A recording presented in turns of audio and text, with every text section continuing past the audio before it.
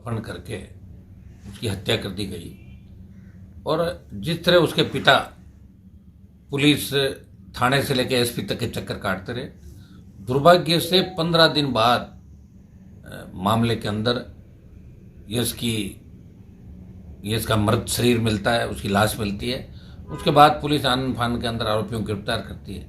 लेकिन दुर्भाग्य से इतना बड़ा गैंग नागौर के अंदर चल रहा था, इस गैंग को कौन ऑपरेट कर रहा था, कितने छात्रों के साथ इन्होंने इस तरह ब्लैकमेलिंग करके किस तरह इन्होंने बच्चों के साथ कुकर्म किए होंगे, कुकर्म के प्रयास किए होंगे।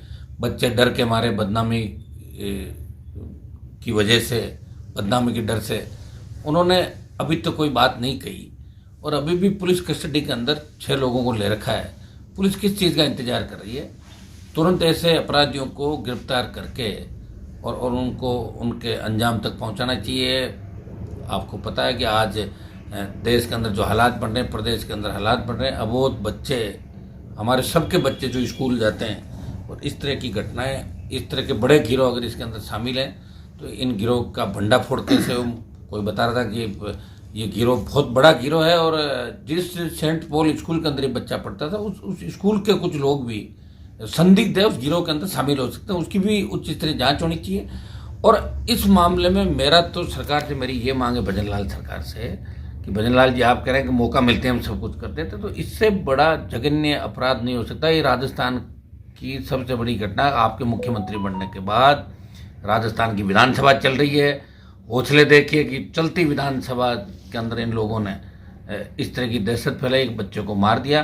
पुलिस प्रशासन मौन है। इसके अंदर पुलिस अधीक्षक से लेकर नीचे के स्तर तक जिन जिन अधिकारियों के पास पीड़ित गया था, उन सब के खिलाफ सरकार को कड़ी कार्रवाई करनी चाहिए, उनको हटाना चाहिए। और पूरे मामले की जांच, ये संगठित अपराध है, ये संगठित अपराध गिरोह है, तो एसओजी इस पूरे मामले की जांच करे। एसआईटी जो जिले की एसआईटी बनी उससे कुछ नहीं होगा, स्टेट की एसआईटी और एसओजी उस पूरे मामले की जांच करे और टीम जल्दी यहाँ पे पहुंचे। मुख्यमंत्री जी आप यहाँ 9 तारीख को आ रहे हो नागौर जिले के अंदर, उससे पहले अगर इसका खुलासा नहीं होता है तो लोग इस मामले के अंदर विरोध भी कर सकते हैं सरकार का। लोगों के अंदर बड़ा गुस्सा है।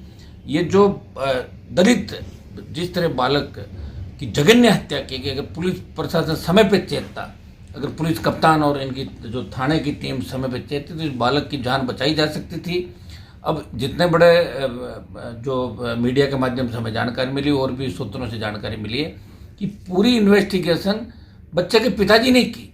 पुलिस सो रही थी, मोटरसाइकिल, सारे सीसीटीवी फुटेज उसने सारे खुद लाके और पुलिस को दिए, तो पुलिस के हाथ पे हाथ रख के सो रही। क्या पुलिस कमाने का ही काम कर रही है?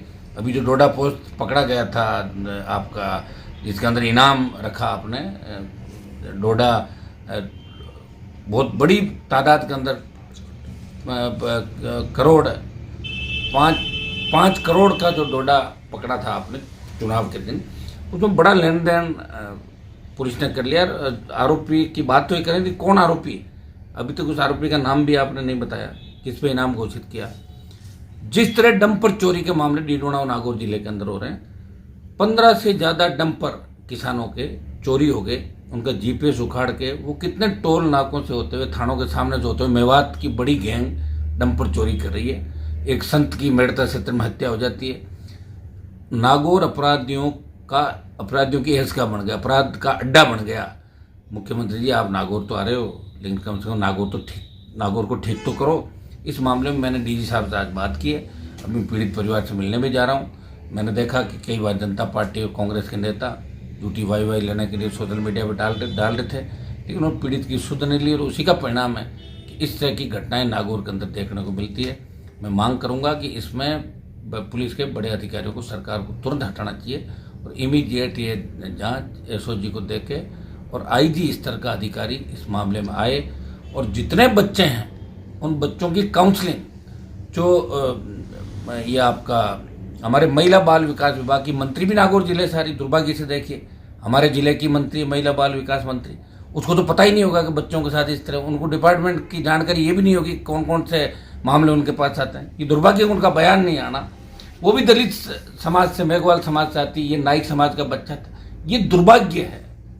और यहाँ की जो मंत्री, हमारी कैबिनेट मंत्री, वो भी राजसमंद क्षेत्र से सांसद थी, मैं उनसे भी बात करूंगा कि आपने भी कहीं न कहीं इस जिले के मेड़ता डेगाना से वोट लिए थे और वो लोग पुकार कर रहे हैं कि मंत्री जी अब आप उप मुख्यमंत्री बन गए राजस्थान की, तो यहाँ जो गरीबों की पीड़ा है, दलितों की पीड़ा है, किसानों की पीड़ा और मासूमों की पीड़ा, मासूम जिस तरह करा रहा है, अभी 40 बच्चे जो किस बैग के अंदर जी रहे हैं, उनकी काउंसलिंग होनी चाहिए, उनकी काउंसलिंग आपका विभाग करे।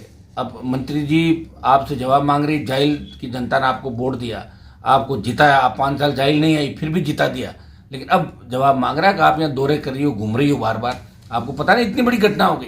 तो ये मुख्यमंत्री जी की सरकार की संवेदनशीलता नहीं है, ये संवेदनहीनता है। सीएम नो को आ रहे हैं, इससे पहले इस पूरे मामले के अंदर उच्च स्तरीय जांच होनी चाहिए। राष्ट्रीय लोकतांत्रिक पार्टी इस मामले को लेके आगे की व्यूहरचना तैयार करेगी, हमें इस मामले को लेकर क्या करना। मैं खुद कल डीजीपी से मिलूंगा, 8 तारीख को राजस्थान की विधानसभा के अंदर इस मामले को उठाएंगे।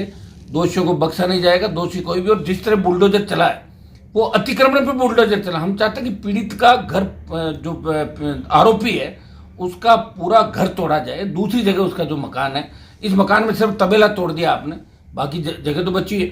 बुलडोजर पूरा चले और दूसरे मकान भी अभी चले। ऐसे मामलों में खाली झूठी वाई लूटने के लिए अपन कहते हैं हमने बुलडोजर चला लिया, तो अतिक्रमण तो हर किसी का हटता है, अतिक्रमण हटाना अलग बात है और आरोपी के घर पे बुलडोजर चलना अलग बात है।